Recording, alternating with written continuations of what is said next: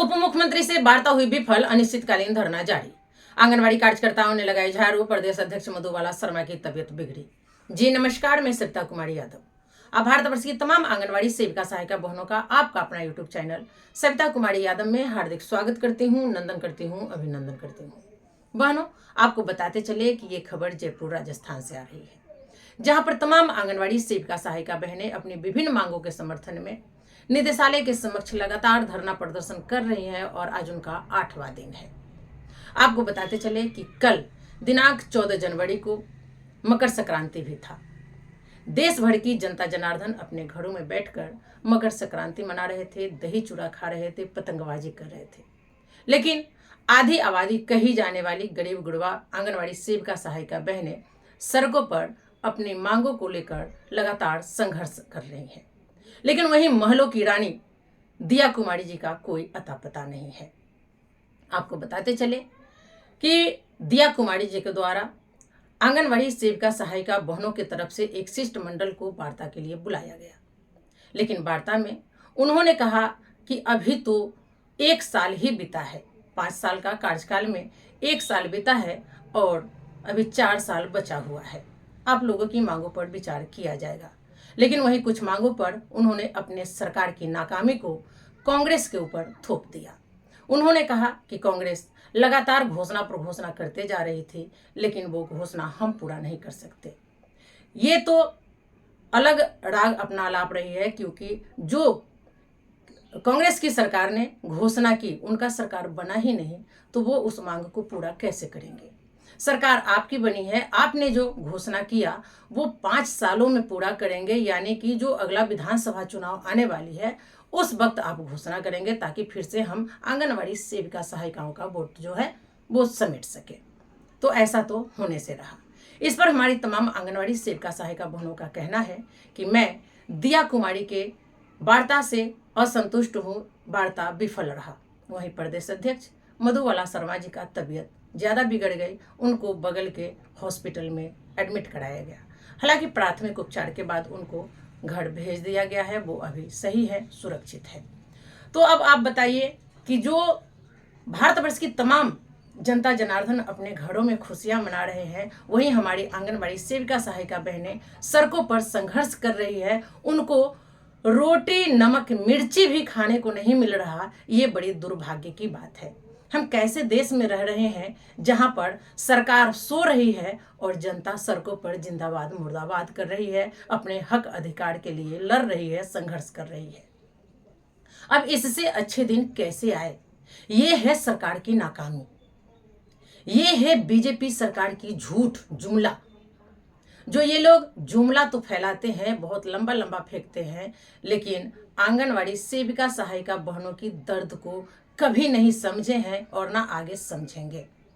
आप लोग बहनों देख लो, अभी नहीं आंख खुली तो कभी भी आंख नहीं खुलेगी। ये है बीजेपी सरकार की असलियत, जो अपनी नाकामी को दूसरे सरकार के मत्थे मढ़ देती है और बड़ी ही चालाकी से अपने आप को साफ सुथरा बेदाग बताती है।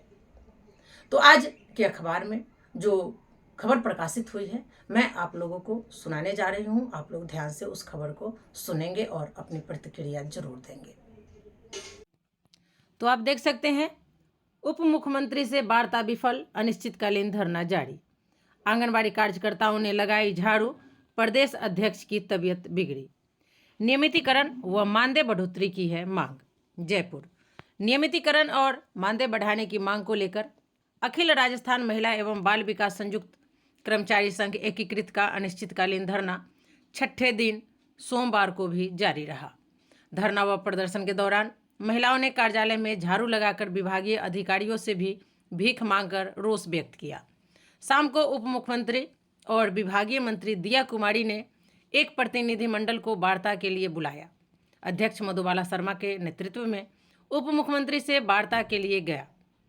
रात करीब 7:30 बजे तक चली वार्ता में प्रतिनिधिमंडल का कोई सकारात्मक जवाब नहीं मिला।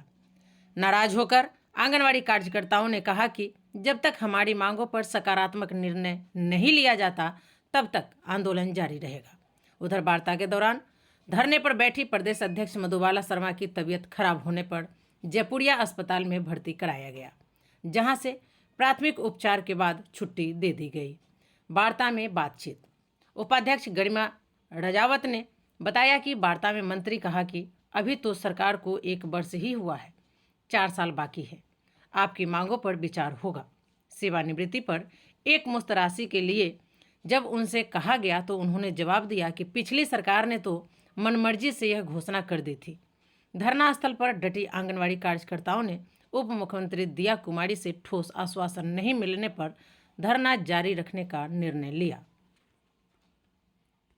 बहनों, तो आप लोगों ने देखा, ये है एनडीए सरकार, ये है बीजेपी सरकार, ये है भजनलाल सरकार और ये है दिया कुमारी, जो कि राजस्थान की उप मुख्यमंत्री है, साथ ही विभागीय मंत्री भी है। इनका स्टेटमेंट सुनने के बाद लोगों का दिल दिमाग हिल गया। किस तरह से ये अपने सरकार की नाकामी को कांग्रेस के मत्थे मढ़ दे।